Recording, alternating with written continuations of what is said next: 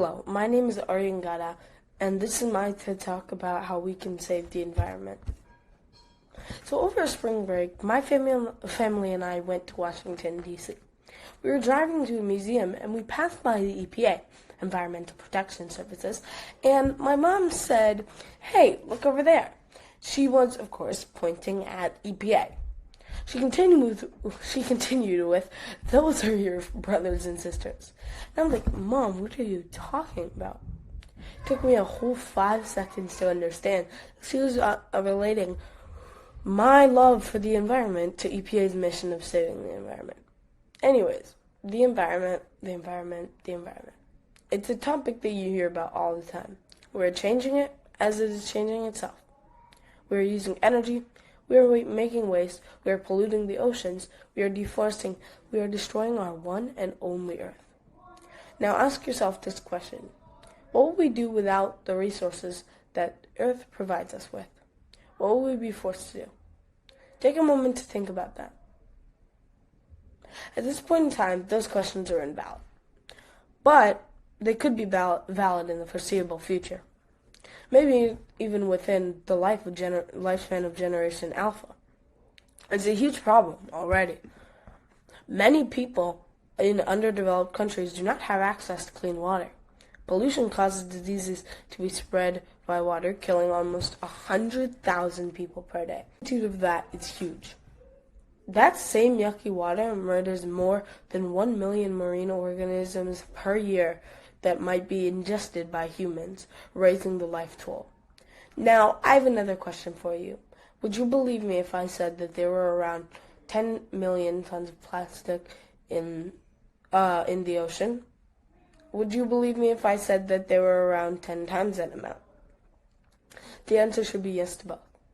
There's an estimated 18 billion tons of plastic in the ocean right now. That probably kills or hurts even more marine organisms, adding to the toll. Microplastics also spread into our food and our water from there. The oceans are not the only problem, though, although I could go on with that forever. They are my favorite aspect of all of this. I have another question for you. How many sheets of paper do you think you use each year? Copy paper. I don't know the answer to that. That's a question for you. But what I can tell you that is the average American person uses around 10,000 sheets of copy paper, and they use another 20,000 sheets of toilet paper per year. And another around a quarter of the copy paper with 2,860 sheets of kitchen paper towel rolls per year, or kitchen paper towels. The whole world takes that to an even bigger level, though, adding up to 15 billion trees cut down per year. To put that into perspective of the whole world, if I had $1 for each tree killed, well, let's just say I'd be richer than Mark Zuckerberg. But that's not it for the trees. We kill off even more of them because we are growing, of the growing need for resources. I have another quick question for you. What is the population of Earth? 7 billion people. Anybody see where I'm going here? Yeah, 7 billion trees per year. 7 billion trees per year just for space. And what do we use that space more for? Oh, right, let's pollute the Earth even more. Just 43 billion tons of CO2 let into the atmosphere each and every year. What a stupidly large amount of gas. But what do all those numbers mean? I'm just yapping about some factories and the ocean and trees. What does any of it mean? Well, I can put that in 3 ways.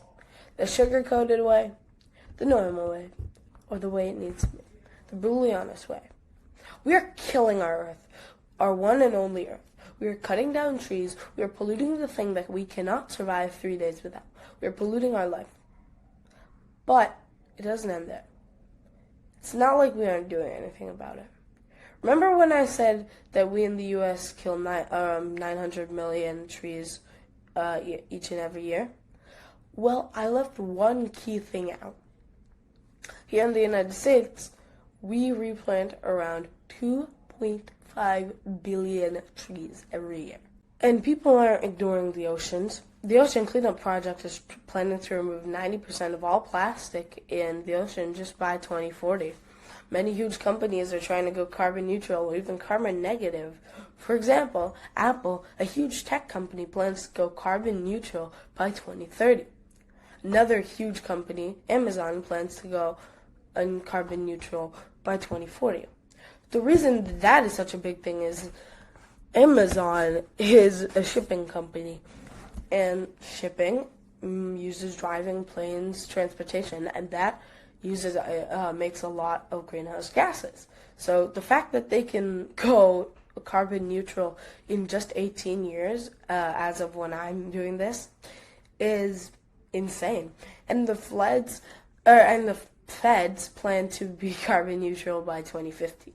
Everybody is moving in the right direction. We're doing what we have to do to save our planet, or ocean cleanup, or any of those funds. Even $1 will help them out. But even if you can't do that, there are many other ways to help. You can not leave the water on when you don't need it. You can use less paper. Go digital. It's more convenient. You can use public transportation. You'll make friends. You can walk. You can bike. You can recycle. But you cannot leave the lights on. The list is endless. There's so much people like us can do to help out the environment. Remember that question that I asked you in the beginning? What would we be forced to do without the resources the earth provides us with? Now I want you to think it through again.